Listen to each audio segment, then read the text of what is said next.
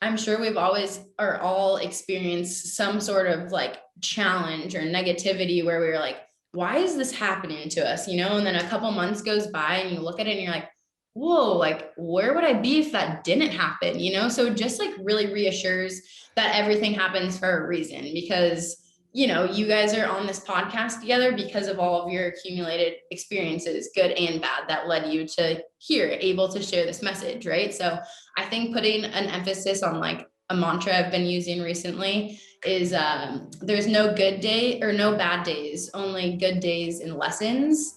And I think that when you kind of take that into your like perspective and view things as a learning experience rather than a negative experience, it'll really change your life. Welcome to Modern Happiness, where we believe happiness is a choice.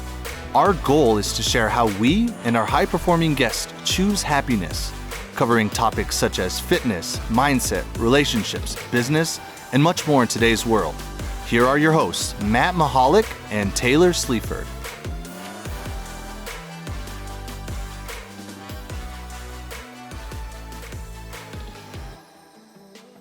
What's up, happiness homies? Welcome back to another episode of Modern Happiness. On this week's episode, we interviewed two incredible humans, Matt and Anna, the creators of the Blue Dream Bus. These two are adventure-seeking, nature-loving humans who decided to convert a 1985 International Fire Crew bus into the bus of their dreams, and have been living that bus life, traveling the country for the last year.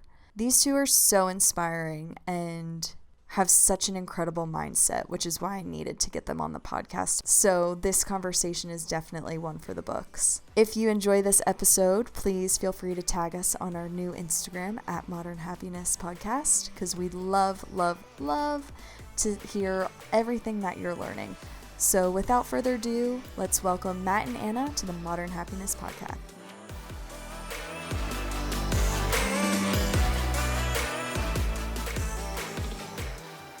What is up, happiness homies? Welcome to another episode of Modern Happiness.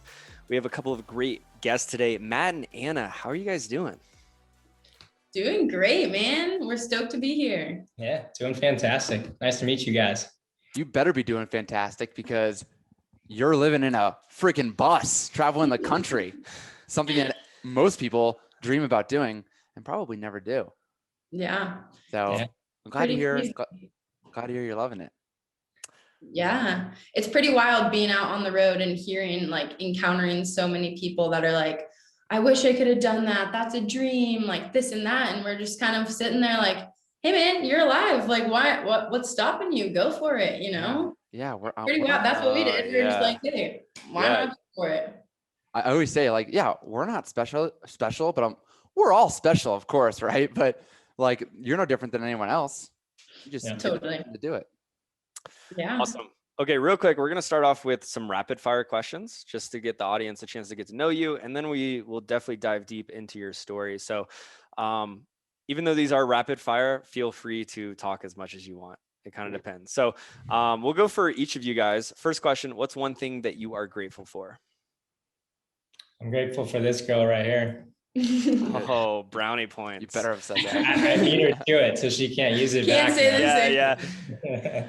I am grateful for sunshine and clear skies. There's smoke in the air right now, so making me extra grateful for the clear days. Nice. And this is off the rapid fire, but just so everyone get an idea, where are you guys right now? Yeah, we're in Chico, California, my hometown. Getting ready to go to a cousin's wedding. And then my brother's getting ready to have a baby in early October. So might stay around this area for a bit. All right, nice. I was going to say, I'm so curious on the itinerary, but maybe we'll get there. Second rapid fire. What is your most used emoji?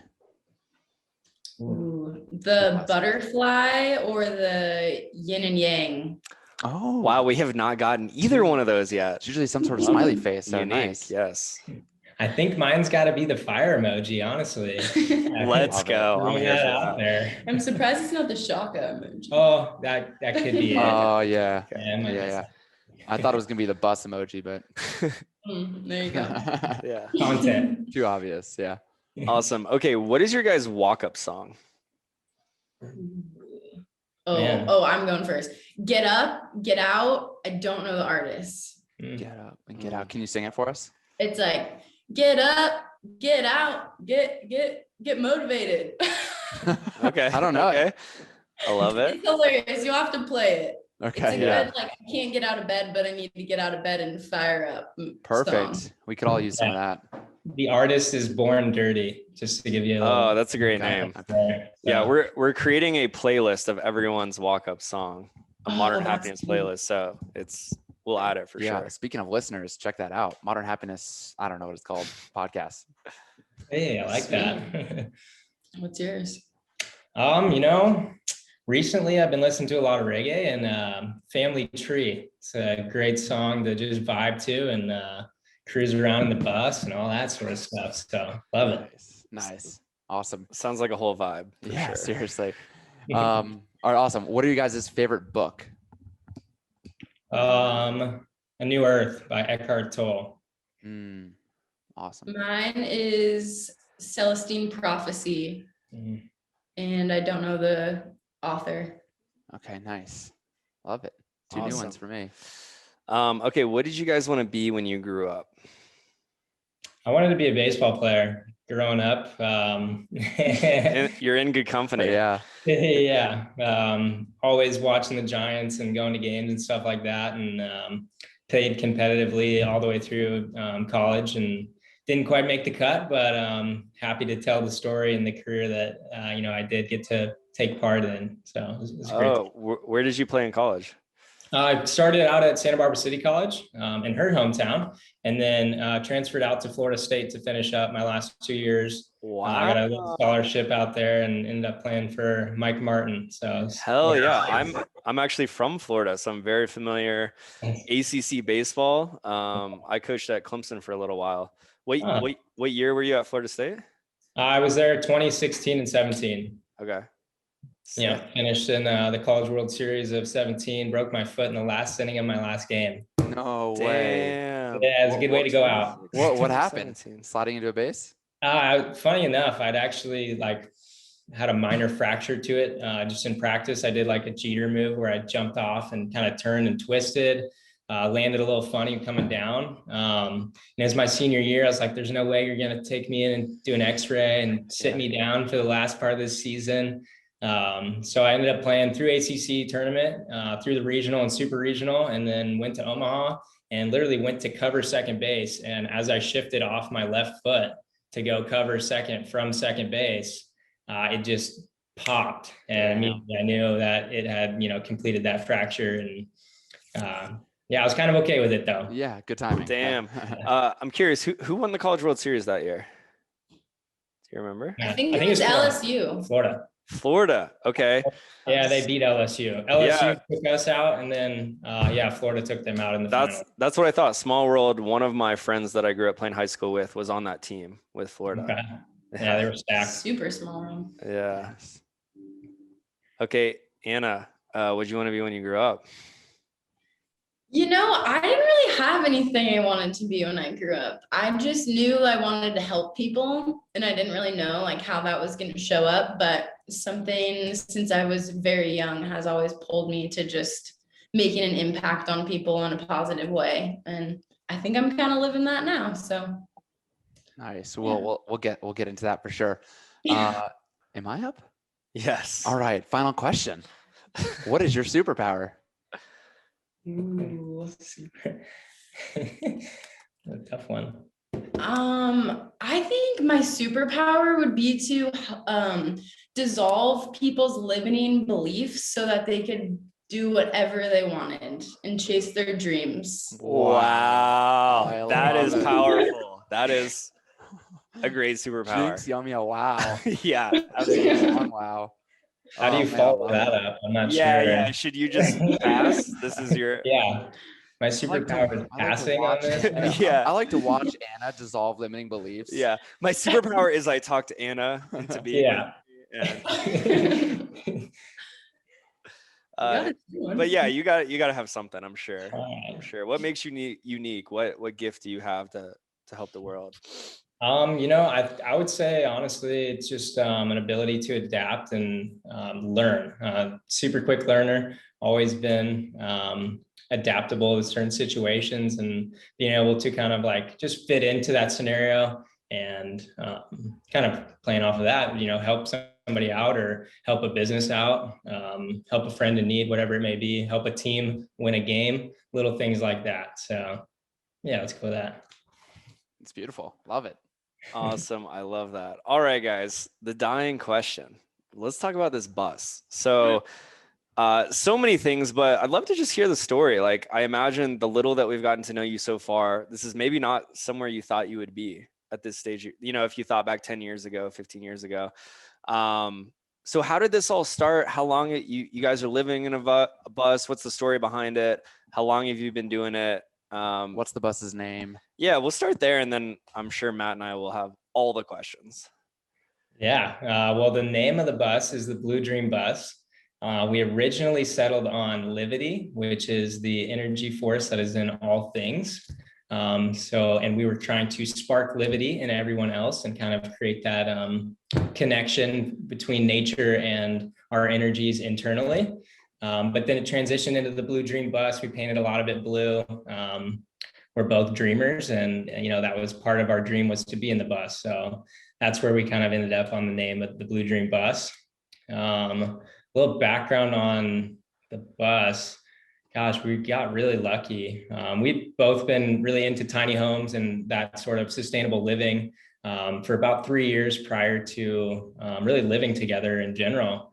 Both graduated college and kind of wanted to figure out a way to live small, live tiny, create a smaller impact on the earth, and give back in more ways than we took from the earth, I guess, so to speak. So we really, kind of started that journey right after college, and due to COVID, we were in a big city apartment and wanted to get out of there, away from all of the chaos that was going on due to COVID. So we both moved back to our homes with our family and started trying to find a way to live on the road. And that kind of sparked our journey in finding the bus. We found it pretty much immediately, actually. Went on Craigslist, went on a few different little sites, and there's a contractor in the Redding, California area that does wildfire crew hauling. So they take wildfire crews up to the wildfire, drop them off, come back, park, wait till they need to go back and get them. And they were selling off a pretty good portion of their older fleet. And so we snagged one and kind of started our build out right from there. It only took us about a week to lock in that bus and get it paid and into our own hands. It was pretty crazy. I remember we were up at his cabin near Shasta, California, and we had been just kind of trying to figure stuff out. We were thinking about moving to San Diego and that whole deal. And then I was actually on the phone with my girlfriend, and she was like, have you guys thought more about the bus idea? And that just kind of sparked it. We literally went on Craigslist after I hung up the phone, saw the ad, and I think we were at the lot literally the next day. So it all happened really, really fast. But like I said, it was just so aligned, with having a parking spot and everything that we needed set up. So it just kind of was a series of really fortunate events, I would say. So how long have you guys been traveling with the bus? So it's actually, we're a year and a week anniversary of buying the bus. Okay. So it was July 14th of 2020. And then we got on the road in April of this year. So we've been on the road for 3 or 4 months. So we're still kind of newbies, but you learn pretty quick what works and what doesn't. And yeah, it's been an adventure, that's for sure. Man, that's incredible. So you, Matt, you said you're both dreamers. Could you elaborate on that? I have an idea of what that means, but I'd love to know your perspective. Yeah, I think for us, it just means kind of trying to create an ideal world, not only for ourselves, but for everybody and everything on this earth. And I relate it mostly towards nature and conserving nature in a way, and being able to experience it in its most natural form. I think we both dream of traveling constantly. And that was a big part of, making the decision to live and work and, completely dive into living on the road. Yeah, I totally relate to that. It's funny, that really resonated with me because I'm from Florida. I went to school in Charleston, South Carolina, and then I moved to the Denver area after college. And I had this epiphany that, because I was a big dreamer, I would say, like when I was younger and in high school. And then like college happened and it was like, all right, get a degree, get a career, or whatever. And then I kind of like turned away from that. I was working at a coffee shop initially. And then it just hit me. I was like, wow, I have not dreamed in a really long time. So I'm curious, do you feel like this is like something innate in you? Do you feel like this is something that society lacks, or like, how do you view that? Yeah, I think like you kind of mentioned, the structure that we get placed into, whether it be in schooling or through socialization, it kind of limits that belief that you can do whatever you want and create your own reality. It's hard to not buy into that when you're getting fed so much information that tells you to go, fall in line and, kind of be a sheep among other sheep and whatnot. So it's hard to break away from that. But once you get that image in your mind of this could be reality, and you see somebody else go and do it, and you think, why not me? Why not us? And then, it just takes the action steps in between, that visualization, that initial visualization, and it becoming part of your reality. And we were able to, kind of take those steps into our own control. And I think, everybody else has that same option as well. So keep dreaming. Yeah, kind of going off of that, I think what you said is really important. Like when you were younger, you had so many dreams, and then as you got older, they kind of faded. And something that I love to like tell people to do is, well, not tell people to do, but recommend, is to use your imagination. Like people do not exercise their imagination very often. And like, that's another form. It's like, imagination is basically like dreaming wide awake. Like use your imagination. Like you can dream up anything you want, and who's to say that can't happen? Like I mean, we're going to the moon. Like dream big, like set your expectations so high for your dreams, and you can't miss out on them. Because if you have like a vision, it's a law of attraction, right? If you are putting out the energy, like that's what you're going to receive in return. You're basically like an energy magnet. So if you're putting out, I can't do that, I'm never going to achieve that, it's not going to happen for me. Okay, well, you said it, you declared that to the universe. But if you declare that it's going to happen, all your dreams are going to come true, like nobody can stop you, then you declare that too, that's going to happen. So it's really up to you, like magnetize what you want to attract. That's basically the bottom line. Yes. Oh, there's so much hype in this room. I have chills The right energy. now. This is like so in alignment with everything that we talk about. I'm also a life coach now, so a lot mindset, words are super powerful. So it's like what you say creates your reality. And I love what you said. I wrote it down. Imagination is dreaming wide awake. That's fucking incredible. That's a mic drop. We're done with the episode after that one. I love that because, a lot of the times when I can have sales calls with my clients, I'm a business coach for personal trainers, and give them the chance to like dream. They're like, oh, personal trainers make like $50,000 a year. And like, but you got to do this for work. And it's like, no, you don't actually. Like, what would $100,000 feel like? What would $200,000? Is that possible? It's like, fuck yeah, it's possible. But we're so stuck in that bubble. And I'm so curious for you guys, like, oh, we could like, I have so many questions that I don't know how to like deliver one at a time. So it's like, you're like, oh, we can move to San Diego. Like, was that idea like, oh, we have a job lined up, we graduated, we have some corporate jobs lined up, or was like, we're going to move to San Diego and find a corporate job? Or was corporate job never a question? And all of a sudden you're just like, no, we're doing the bus thing. And was that scary? And I have all the questions.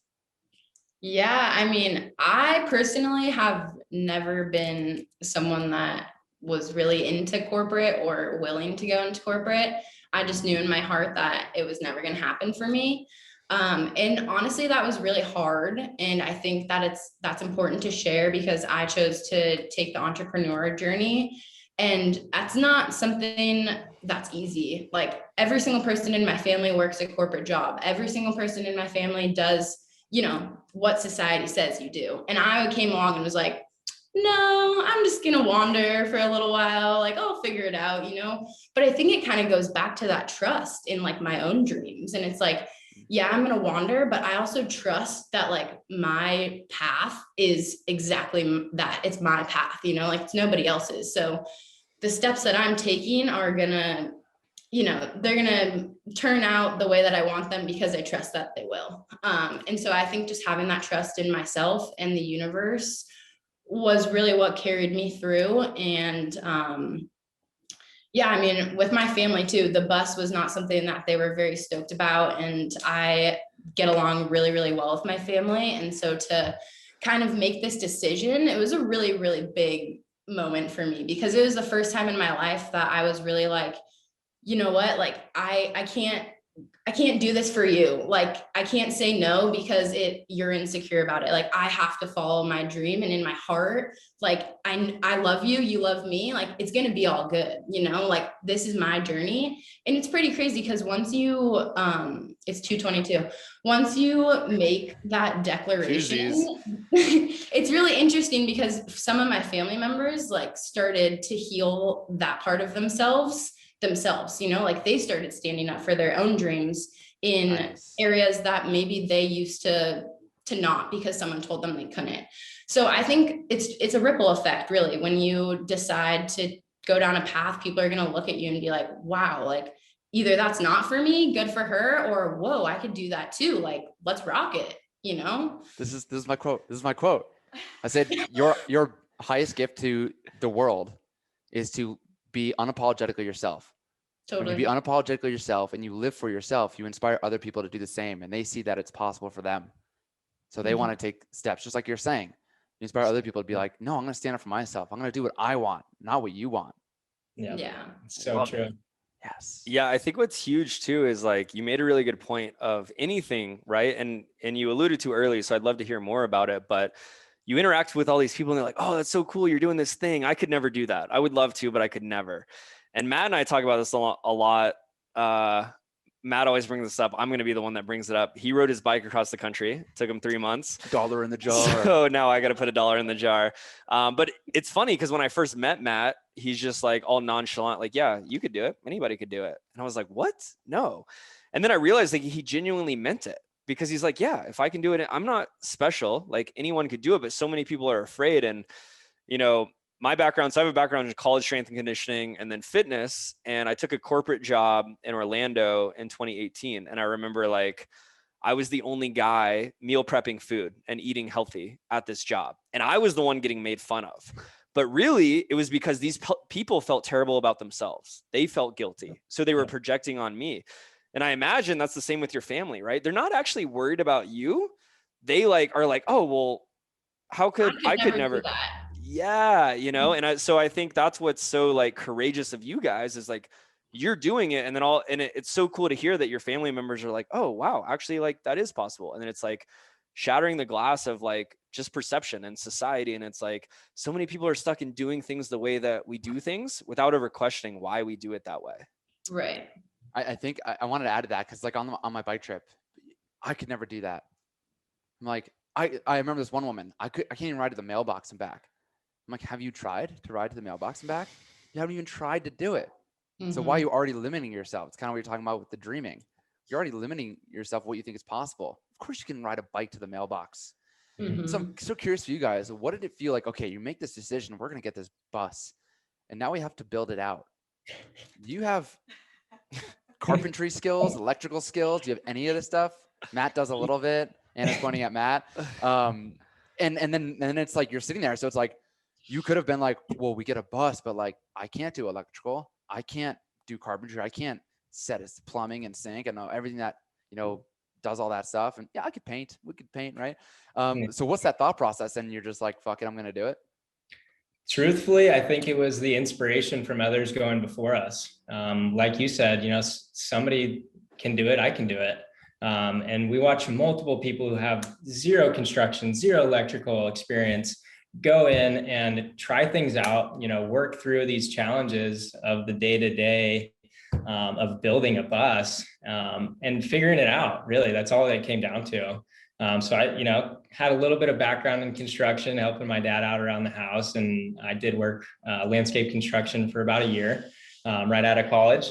And just kind of took those like functional perfectionist type of skills and applied it to learning, really. And YouTube University, if you guys don't know, Yeah. Oh is yeah. the best Now place. you know. You The know. best That's why I'm place for here. information on anything, including bus build outs. I mean, there is 50 videos on doing your electrical in a bus. There's, it's amazing, the community and the support that you can get by going after your dreams and saying, look, this might not be something you want to do, but I kind of want some help on it. And there's so many people willing to give advice and, share their knowledge on what they've done in the past to help you be successful once you say, this is what I'm doing, and commit to it. And also, like, we're both athletes, but I think that's something that I've learned from his athletic journey and just his drive is like, can't doesn't really exist. Cause like for me, like I would be presented with an electrical thing and I'm just like, yeah, I can't do that. But for him, like he has this innate ability to learn and consume information in a crazy way. So he can watch one video and then replicate it. Whereas my learning style is much different than that. But I think it's just kind of learning like how you learn, like for him, he grasped it really fast. For me, I need to write it down, look at it, watch the video again, probably take more notes and then execute it. So it's really just like before you catch yourself saying, I can't, just figure out what that process of learning looks like for you. Because I think it's important to know that like everybody learns so differently. Yeah. And why people don't do it is like the fear of failure. We Totally. talk a lot about this, and it's like, Matt, you watch a video and you go do it. Did you do it right the first time, every time? No, absolutely not. 90% of the time I did it wrong the first time. Yeah. And then what happened after that? You learned how to do it right. Yeah. And then now you have a fucking bus you're Yeah. traveling the world in. Yeah. You didn't die. The world didn't explode. Your No. parents don't hate you more because you failed a few times on the electrical. He only got electrocuted once, so twice. Twice. Twice. He just held up half a finger, guys. He only remembers one time. Yeah. Right. Okay, I'm super curious. What is, because we all imagine, like we live in Denver. I feel like this is a very popular area to have. Like even you go to like the nice parts of Denver and you see these like fancy houses and they have like a van outside. Like it's kind of the common thing. What is van life like? Like, do you guys have a kitchen? Do you have a shower? Do you not shower? Bathroom? Like, give us the nitty gritty. What is like the day-to-day like? Taylor, this is the bus we're talking about. Oh, we have it all, guys. Yeah, that's why I'm asking. Yeah. We've got a tiny apartment inside of a 35-foot school bus, to be honest. We have a full, 9-foot countertop butcher block, like a huge farm style type of sink, almost a full fridge. It's apartment style fridge. Queen size bed and all that sort of stuff. Plenty of storage, actually. You'd be surprised how much storage you can fit into those miscellaneous spaces, like under the couch or under the bed for sure.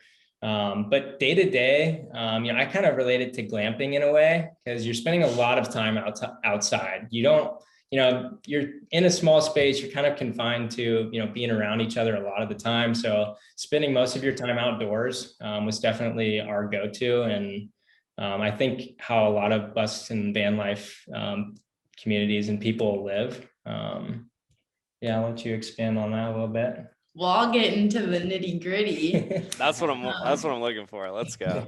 So we haven't had a real toilet. So a lot of people will buy composting toilets or make composting toilets. And we were saving up for our composting toilet because they're pretty expensive. And so we were like, oh, well, we'll just do a homemade one for now. But, once you start living with something, and then it just doesn't change because you start getting used to it. So we were using a bucket outside. We have been using buckets outside. Different from what Taylor does right now.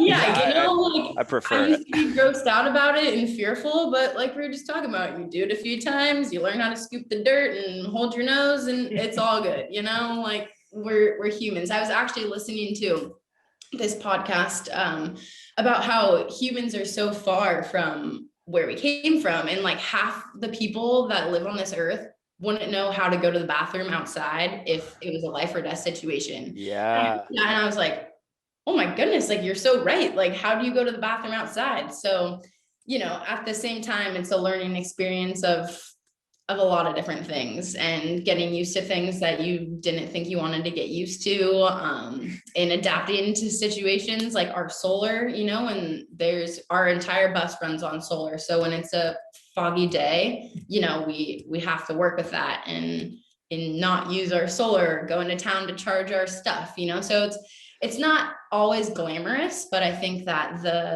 the waking up in the trees and next to the ocean or whatever it is makes it all worth it. And you kind of you realize how much strength you have as a human, mentally and physically, to overcome these barriers that you never thought you'd really face. Yeah, I would love to talk on, I think the bathroom thing is so interesting. I've spent time in Kenya where it's it's just outhouses, which essentially are like holes in the ground, and then you squat. And it's funny, being a fitness coach in America, it's like modern society, like when you get old, it's a real thing where you literally can't stand up off the toilet on your own. Like you don't have the strength because we don't work out and we don't move. And it I think most people would be like, oh, a bucket, I don't know. And it's no, this is health and longevity. And you should be capable of supporting yourself, squatting that low.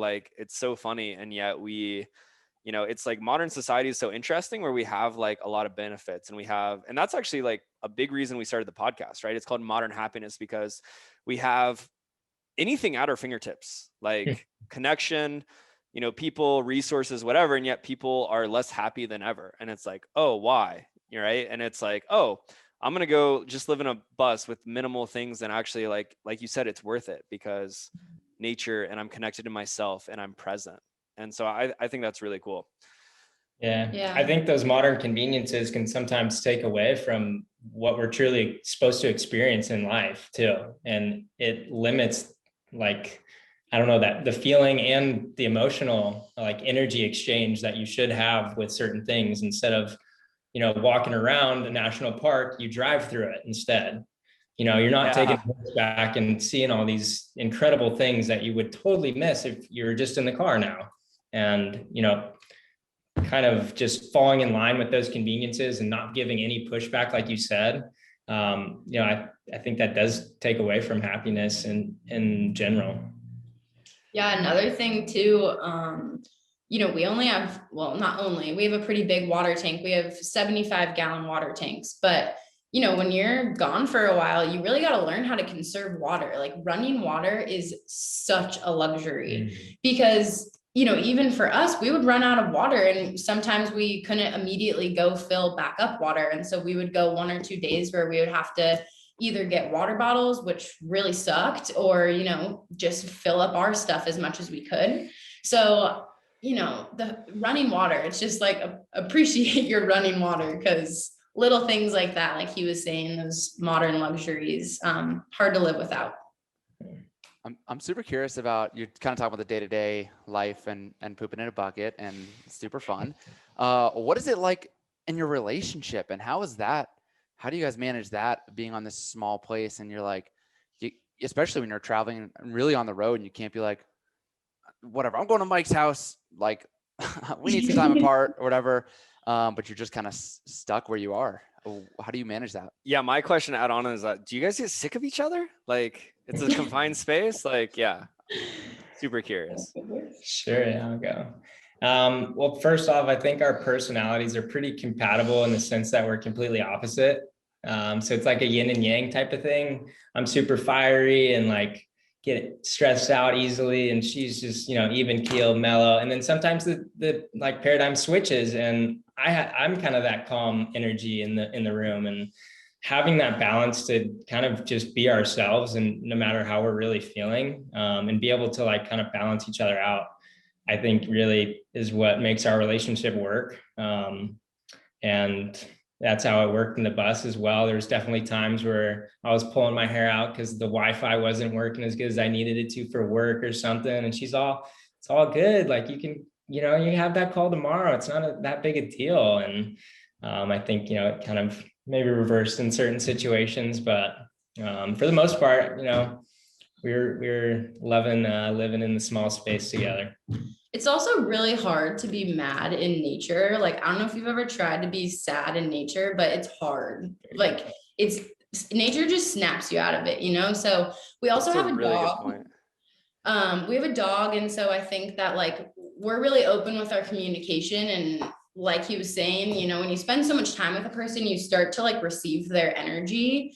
And so like when something's off, like I could be in the bedroom and he could be in the kitchen, and like I could feel that, you know, like I could feel his energy is off. And so I think it's just about like being really open with your communication. If something's up, like bring it up, don't wait, like just talk about it. Cause I think a lot of times people are caught assuming something's wrong, you know, and something's not, and then it becomes a spiral. So communication is our biggest thing. And then also, like I said, we have a dog. And so I think that makes it a little bit easier to just be like, hey, I need a little space. I'm going to go take the dog for a walk, or like, I need the bus. Could you maybe go take the dog, or blah, blah, blah. So it's just like being really respectful of each other's energies and being able to kind of hold space for each other.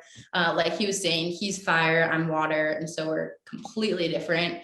Going back to that dreamer thing, I feel like I dream so big, like for the bus, I would have these crazy wild ideas, and he kind of like is like, okay, well, this is what we can make happen out of that. Like, this is what's realistic here.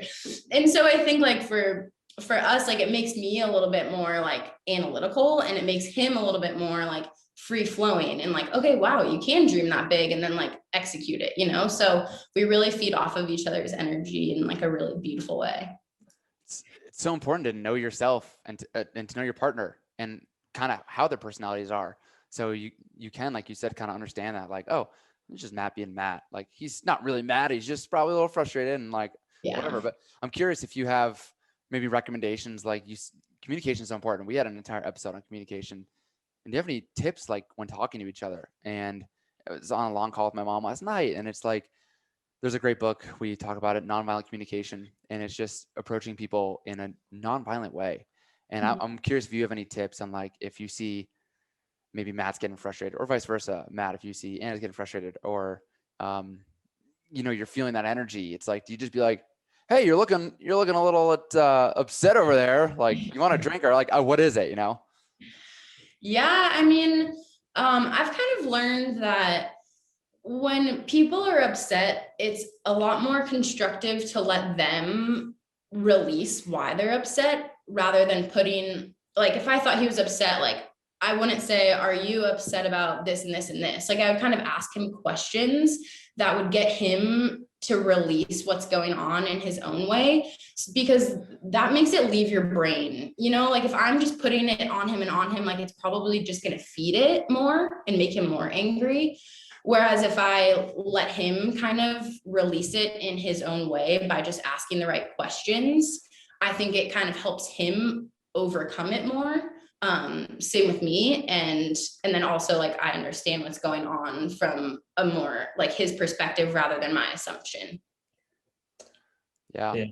I love to that. add on to that, I think just really being quick with like airing out what's frustrating you, what's stressing you out. If that starts to build up, it's not healthy for the person holding that, and it's not healthy for anybody else around you. The energy is, you know, being radiated, and, you know, she especially is receptive to my energy, but to everyone's really. So I think, you know, kind of tackling the problem right when it sparks or shows itself, you know, would be my recommendation. Let's air it out. Let's figure out what's really the root of this problem and find a solution that's, you know, kind of easy to come to really when you're being open with your communication.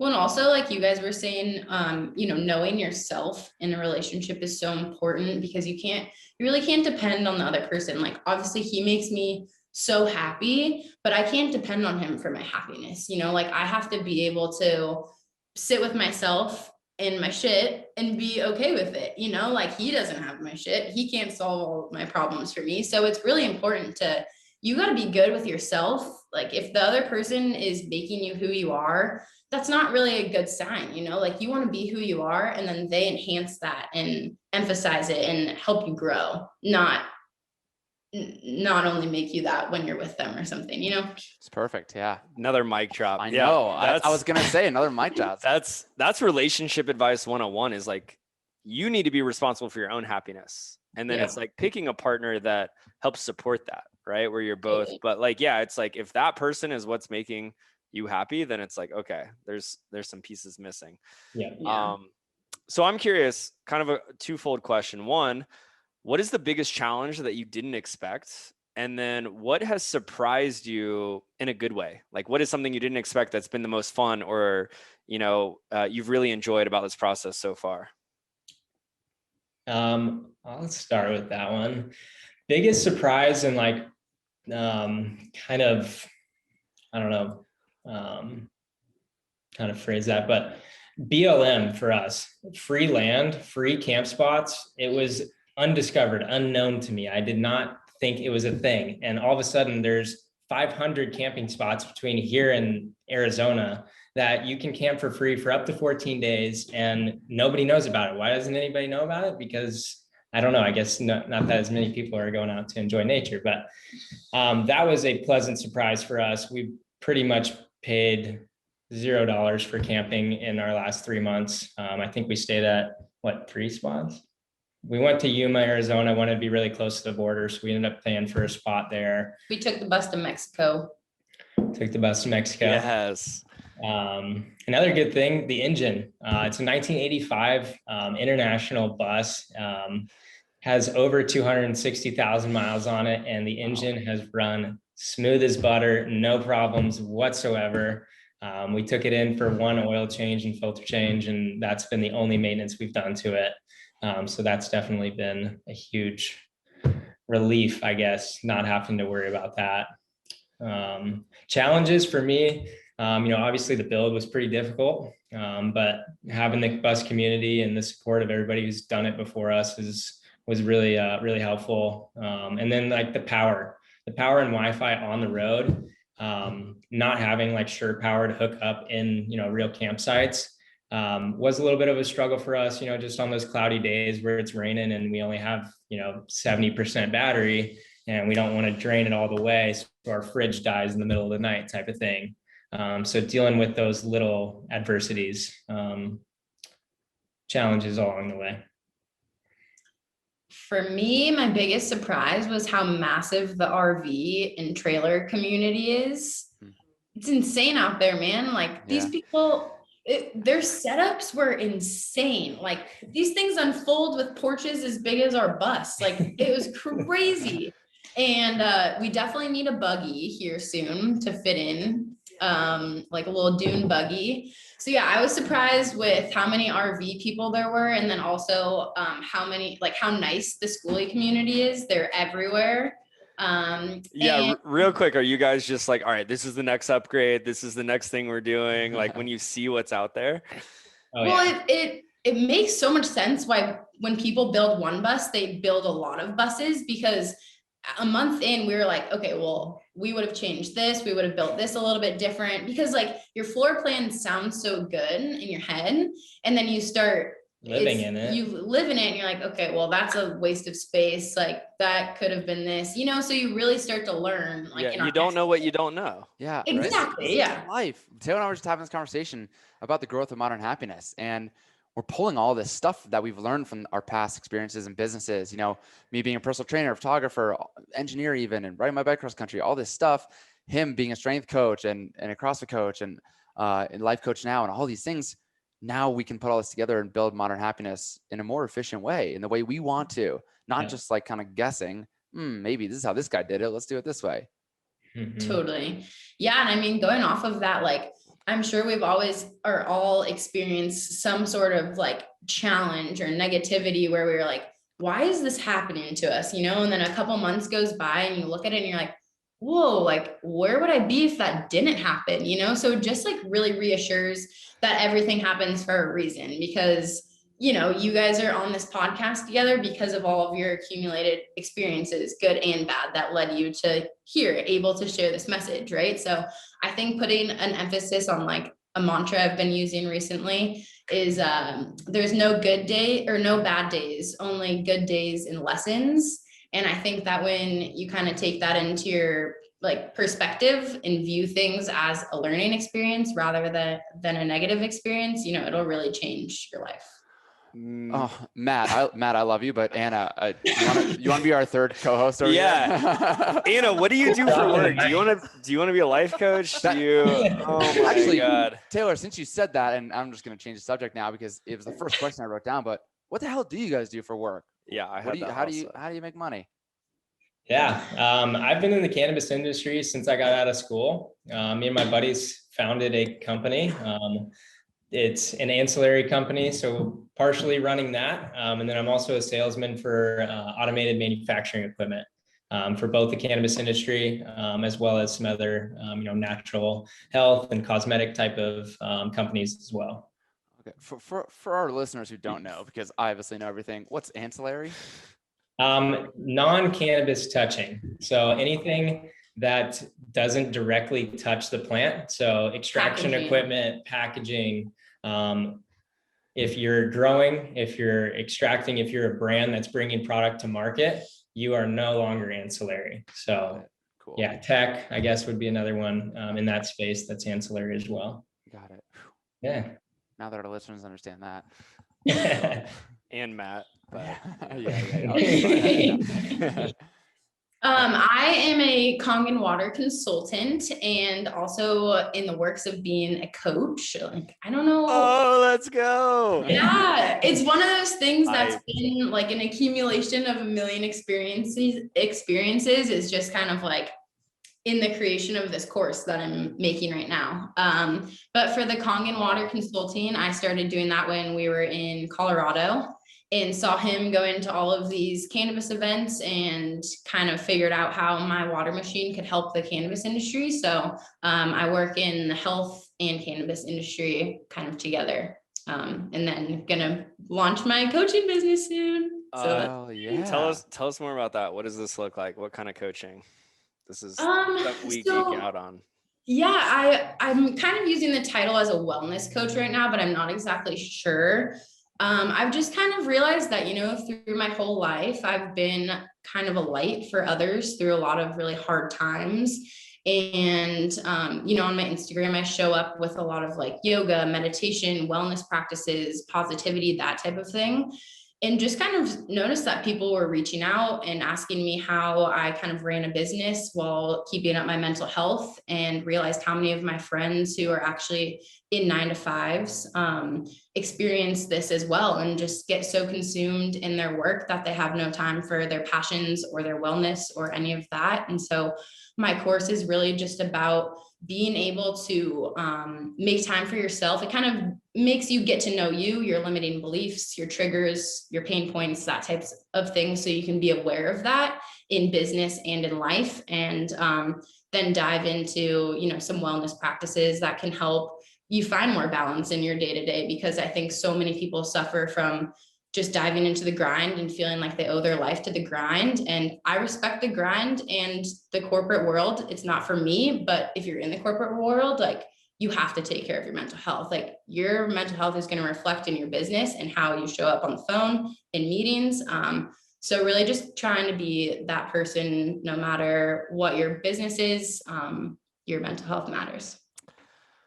Wow, we have so much we could talk about. I will just say it is very clear and obvious that you are meant to do this work. So I just encourage you to lean into that, to push into that, because quick backstory on me, I have a degree in exercise science. I was a college strength coach. So I worked at College of Charleston, Colorado State University, Clemson University, got into CrossFit. And it was a very natural progression, kind of like you talked about, where my vehicle for helping people was fitness and movement. And then it was like, I was coaching the person, not the exercise. They come to me with, right? Because it's like, if you can't show up fully, meaning if you're struggling, if your mental health is struggling, if you have a relationship or finances, then, what you do in the gym doesn't matter. And it became a natural progression. I was like, oh, there's a lot of great fitness coaches. Like, this is what people need. And there's a lot of parallels with what you're saying and my current clients, where like, I see so many people settle for good enough when great is just around the corner. And it's like you said, they stop dreaming.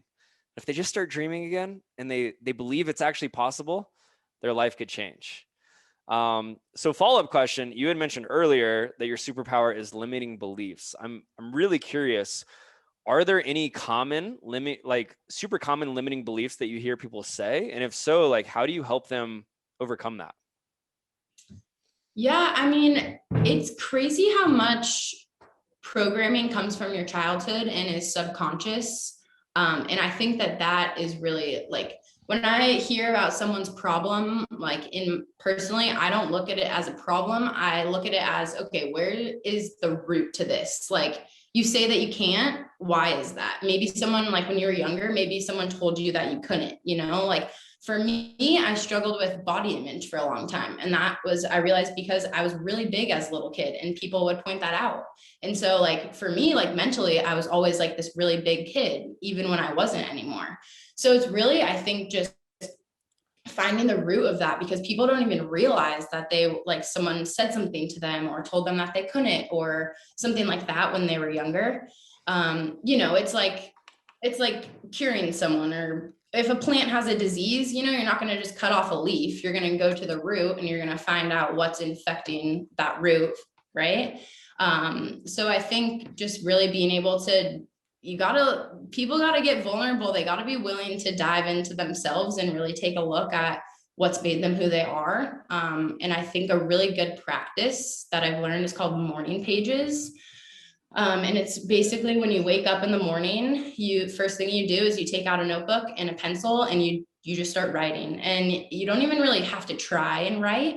Basically what it's doing is it's getting all of your subconscious thoughts, because if you read it back after writing like 3 pages, you're gonna be like, wow, this makes no sense. I have no idea what I was saying. That's because your subconscious is like, oh, I have this meeting there. I need to do that. I didn't do that well. Like I have this good, blah, blah, blah, blah, right? So if you get all of that out of your head and onto paper, then you have room in your mind to recreate your story, to fill your brain with, new ideas, your imagination, whatever it is. Right. So I think, in short, getting to the root of where that limiting belief stems from. I love that, because Taylor talks about this. You can obviously see what you're saying. Like, your words are so powerful. And imagine this, right? Think of a baseball. Matt, you like this? Think of a baseball. Now the image is in your head of a baseball. You know exactly what it looks like. And now you're going to carry that around all day, that baseball. And it's the same thing if you go, I'm stupid, I'm fat, I'm not good at sales, I can't do this electrical in the bus, all this stuff. And now you carry that around all fucking day, all day. And then you wake up the next morning and the same thing. But I love what you said about the morning pages. Let's write that out. Fine. You know what? Fine. It's not, oh God, we're losing Taylor. Taylor's choking over here. But now you can get that out of your head and make space for it. So it's not staying in your head. Like I said, and you're carrying that around all day, but you get that out. And I also love what you said about going to the root of the cause. The point of a flower is to bloom. And when it's not blooming, you don't, like you said, you don't look at the flower or the petal, or you don't start plucking that off. You go to the root. You say, what's wrong with the soil? What's going on down here in its environment? You don't blame the flower, because the flower wants to bloom. Totally. What's causing it to not bloom? Mm-hmm. And if we could figure that out and start to change that language, then we have space to bloom. Absolutely. Yeah, it's pretty crazy just how powerful your words are. It's wild. Yeah, it is. Okay, so Matt, you had mentioned the first idea of the bus was livity. Am I saying that right? Yep. I would be curious for you to expand on what that exactly means. And then you both said like the purpose, your purpose is to inspire people. And obviously, and it sounds like you're working towards your life coaching. Matt, I'm curious how you do that in your field, and how also the bus inspires that as well. Yeah. So going back to livity, it's the energy and life force that is in all people, all things on earth. It's a Rastafarian word. Yeah. Okay. And actually, I think you found it originally, didn't you? Yeah. And it just really resonated with us. And, we're all one. We're all the same. And when it comes down to the basic elements of, atoms and energy and really what's created life on earth. So being able to kind of make that connection back to nature, back to each other, and go, we're all in this together type of thing. Let's elevate our lives. Let's elevate our surroundings, our environment together. You know, it's not just one person. We can all do this together. So that's kind of where the Livity thing sparked and resonated so much with us. And, you know, I think we both still really carry that into every day. And, you know, she especially takes it in every day to work. For me, you know, inspiring people to branch off and go into an industry that was kind of stigmatized as, you know, stoners, or this is so unprofessional, this is blah, blah, blah. It's never really going to amount to anything. 4 years ago, more so now, you know, you're seeing billion-dollar companies IPO on the NASDAQ and whatnot. And it's mind-blowing to me to see that realization come to life. And I you know, had that image in my mind. So really, I don't think it's specific to cannabis though. I think it's a life lesson to go after what you think is right and what you think you can achieve. And don't really listen to the naysayers. You know, it's not about them, it's about you. So go take care of yourself, like she said, and then take those action steps you need to create your own reality. So that's where I, you know, kind of bring it to work. Love it. I love it. Yeah. So, all right. So I'm curious, what is the plan? What is the future plan? Are you going to be in this bus for 5, 10, 20 years? No. We want to buy some land. Okay. Yeah, the end goal is to buy some land and kind of create either an Airbnb type of retreat with the land and the bus on it, maybe some other small structures like yurts and things like that, where it's very connected to nature. You have a nice, you know, stable shelter to go back to at the end of the day. But really, you know, it's more, let's live outside, let's live in connection to nature. Yeah. And to get off the beaten path for sure. I don't think either of us really were foreseeing this as like a huge long-term road trip per se. It was more to go out and experience things firsthand and be able to spend 2, 3, 4 weeks in, you know, a really remote spot that not a lot of people are exploring, and yeah, kind of just reconnect to nature in a way. So the plan right now is, you know, we're in Chico, we're hanging out for the week, waiting for this wedding on Sunday, which will be a great time. And then we're heading up to Oregon for the early part of August. And then we're not really sure after that. We've kind of been planning like 2-week segments at a time. So leaving kind of loose plans up in the air after that. So if in October, kind of like second week to the end of October, I'll be in Big Fork, Montana.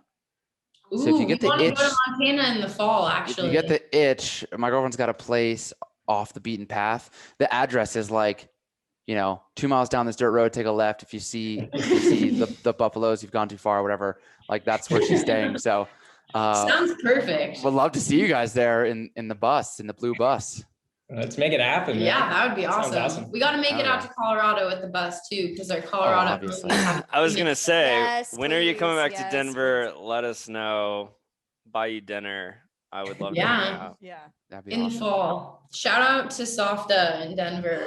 If you have never Yum. been, That's literally it's your homework tonight. Softa, okay. Homework. Wait, that's my favorite restaurant in Denver. Yes. Literally. Yes. Ben, what kind of food is it? It's Mediterranean. Nice. Really good hummus. Nice. Sick. Waffle sandwich.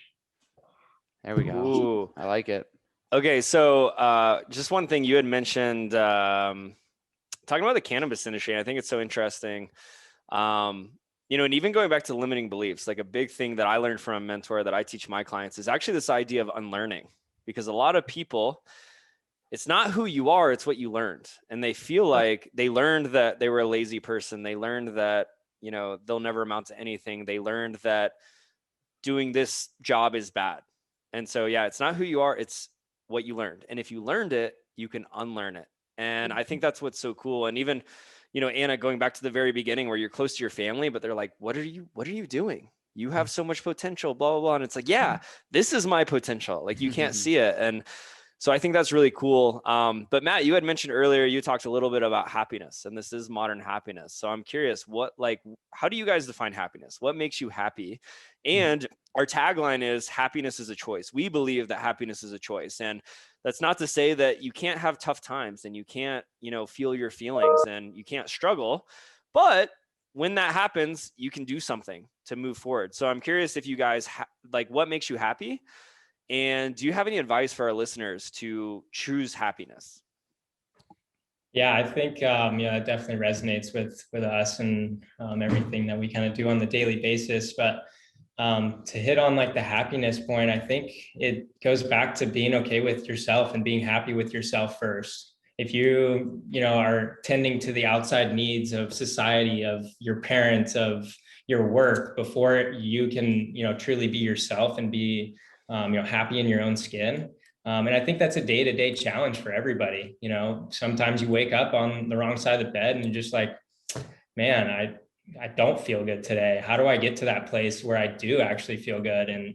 And taking those steps to mentally say it's possible, first off, and then taking the action steps to kind of create that reality for yourself, as immediate as possible too.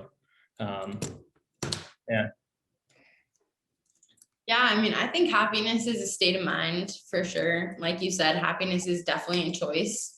Because you wake up every day, you can choose to be angry at the world or you can choose to be happy.